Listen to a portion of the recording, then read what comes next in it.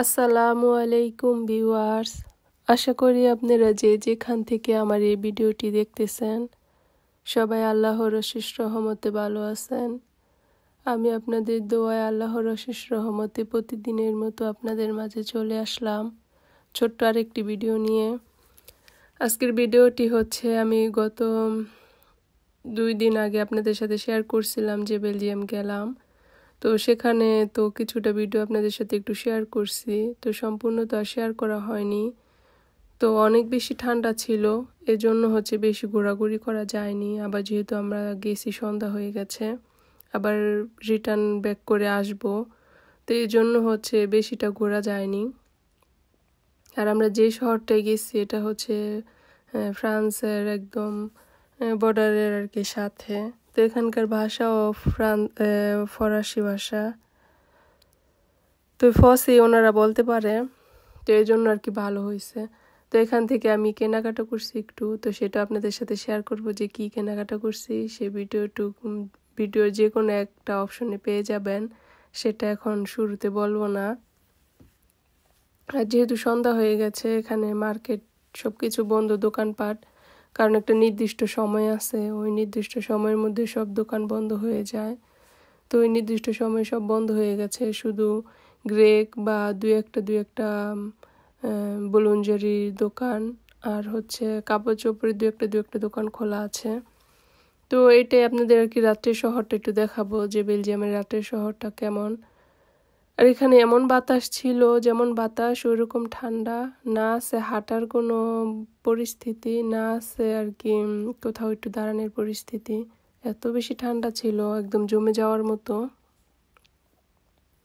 আর এখানকার ঠান্ডাগুলো তো বাংলাদেশের শীতের মতো শীত না, এখানকার শীত হচ্ছে বাংলাদেশের দ্বীপের চাইতে বেশি শীত। তো এই জন্য হচ্ছে বেশি কোনো কিছুই দেখা যাচ্ছিল না। তো এখানে কিছুটা চকলেটের দোকান ছিল খোলা। তো যেহেতু বেলজিয়াম আসছি আর চকলেট যেহেতু দেখতেছি, তো আমি আসলে আর কোথাও বেড়াতে গেলে আর কি কোনো দেশে বা কোথাও গেলে, তো আমার একটা অভ্যাস আছে কিছু না কিছু নিয়ে যাওয়ার। তো এখানে একটা চকলেটের দোকান খোলা পাইছি। এটা হচ্ছে চকলেট বলতে আর কি বোম যে চকলেটগুলা, এই দোকানটা পুরো হচ্ছে সেই বোমের, শোকলার না আর কি। এটা হচ্ছে একটা জেলির মতো যে চকলেটগুলো, ওই চকলেট সব একরকম না। তো এই চকলেটের দোকানটাতে ঘুরে আমার কিছু চকলেট পছন্দ হয়েছে, দেখি সামনে যদি আরো দোকান পাই তো পছন্দ মতো সব দোকান ঘুরে কিছু চকলেট নিয়ে যেতে পারি কিনা। তো এখন হচ্ছে আমরা ঘুরবো, ঘুরে আপনাদের সাথে একটু শেয়ার করব যে আমাদের যে ঘুরতে আসছি রাত্রের শহরটা কেমন, সেটা আপনাদেরকে একটু দেখাবো আর শেয়ার করব। আর ঠান্ডার কারণে কোথাও যেতে ইচ্ছে করে না, কিছু শেয়ারও করতে ইচ্ছে করে না। যেহেতু আমি একটা দিকে এখন চলে আসছি, সেহেতু আমার শেয়ার করতেই হবে আর দিতেই হবে, যেটাই হোক না কেন, আর বলতেই হবে, কি করব বলেন। তো ভিডিওটা এই পর্যন্ত যারা দেখতে দেখতে চলে আসছেন, তারা মনে করে একটা লাইক দিয়ে দিবেন। আর আপনাদের ভালোবাসা তো সবসময় অনেক, ভালোবাসা পেয়ে আমি অনেক আপনাদের প্রতি অনেক আন্তরিকতা আর অনেক ভালোবাসা, সেটা সব সময়ের জন্যই থাকবে। আর এখানে হচ্ছে যে কিছুটা ওই যে চকলেটের দোকান একটা দেখালাম খোলা আছে, তো ওই দোকানটাতে যাব, গিয়ে একটু দেখবো কি কি চকলেট আছে, আর নেওয়ার মতো কোনো চকলেট এখানে হালাল আছে কিনা সেটাও দেখতে হবে। কারণ চাইলেই তো কোনো কিছু খাওয়া যায় না, এটা হালাল হারাম একটা বিবেচনা করে জিজ্ঞেস করে খেতে হয়। তো ওখানে গিয়ে জিজ্ঞেস করতে হবে যে চকলেট কি হালাল নাকি হারাম। এখানকার চকলেটের দোকানগুলো হচ্ছে ওনারা নিজেরা আর কি ফ্যাক্টরির মতো নিজেরা চকলেট বানিয়ে নিজেরা বিক্রি করে।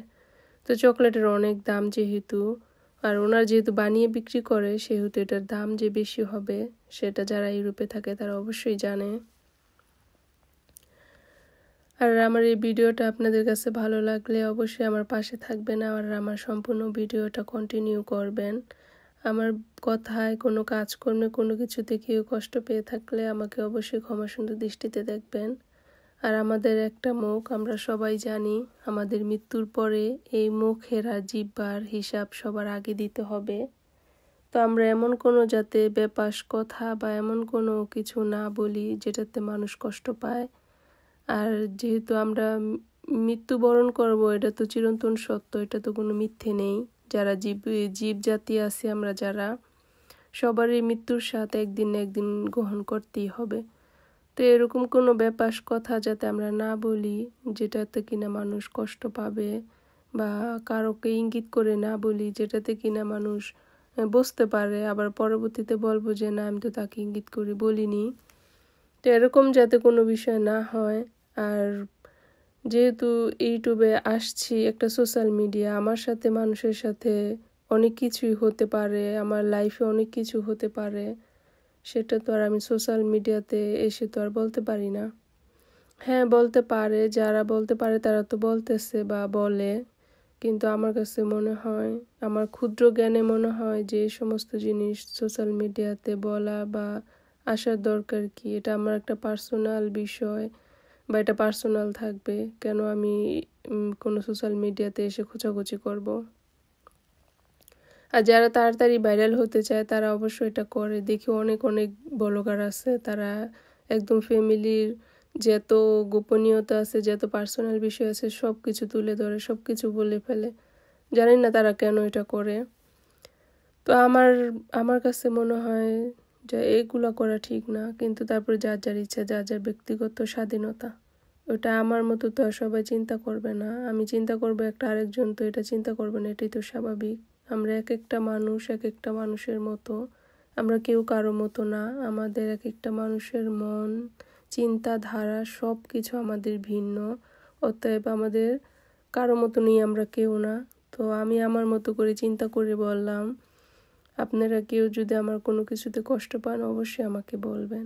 যেহেতু আমাদের জিহ্বার হিসাবটাই মৃত্যুর পর আগে দিতে হবে, যাতে এই জিহ্বাটা দিয়ে এমন কোনো কথা না বলি যেটাতে মানুষ কষ্ট পায় বা যেটাতে মানুষের কাছে খারাপ লাগে।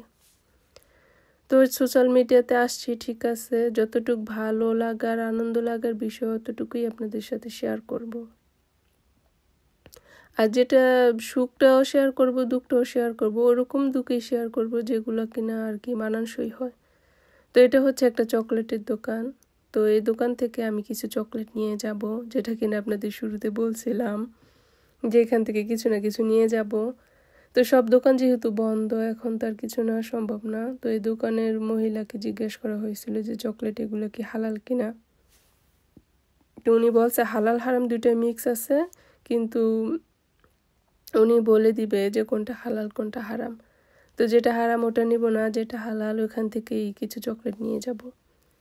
আর এখানে চকলেট হচ্ছে আপনি 1 টাকা 2 টাকা আর কি, 1 কেজি, আধা কেজি, 1 পা, যতটুকু ইচ্ছা ততটুকু আপনি যে কেজি হিসেবে ওনারা বিক্রি করে।